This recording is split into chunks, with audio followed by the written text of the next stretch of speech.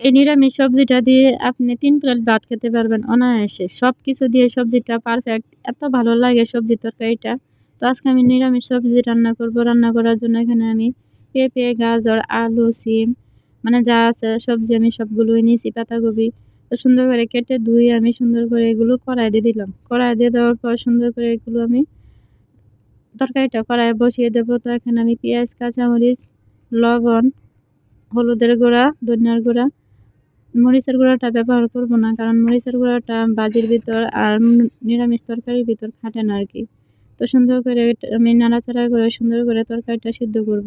তো আমি একটু হালকা পানি দিয়েছি, কারণ পানি ছাড়া সিদ্ধ হবে না, কারণ তরকারিগুলো কিন্তু পানি জাতীয় না, এই কারণে আমি পানিটা দিয়ে দিচ্ছি আর কি। তো পানিটা আমি একসাথেই দিছি। তো ঢেকে ঢেকে সুন্দর করে তরকারিটা আমি এভাবে রান্না করে নিব। তো সুন্দর করে রান্না করতে হবে। তো তরকারিটা সিদ্ধ কিন্তু হয়েছে, তারপরও আমি আরেকটু জাল করতেছি, কারণ জাল করলে তরকারিটা খেতে খুবই ভালো লাগে। এখানে আমি ধনেপাতাগুলো দিয়ে দিলাম, দিয়ে সুন্দর করে একটু ডেকে আরেকটু রান্না করব। তো রান্না সুন্দর করে উল্টা পাল্টা করে নাড়াচাড়া করে দিয়ে দিলাম।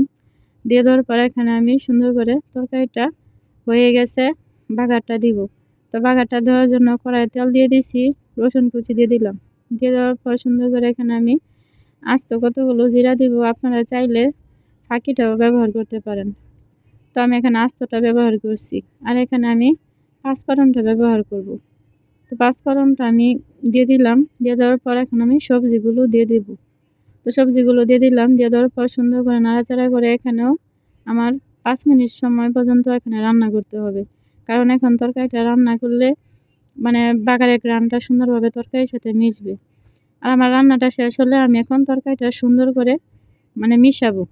সিদ্ধ হয়েছে আমি আগে মিশাই নাই, কিন্তু বাগারের পর মিশালে তরকারিটা ভালো লাগে খেতে, বাগারটা ভিতরে ঢুকে আর কি, খুবই ভালো লাগে। তো বাগারটা দিয়ে অবশ্যই ডাল হোক যাই হোক একটু জাল দিলে ভালো লাগে। তো আমার তরকারিটা কমপ্লিট। আর আমার এই লুচিগুলো আগে বানানো ছিল, তো আমি এখন কড়াই দিয়ে দিছি। তো আমি এখন ভেজে নিতেছি।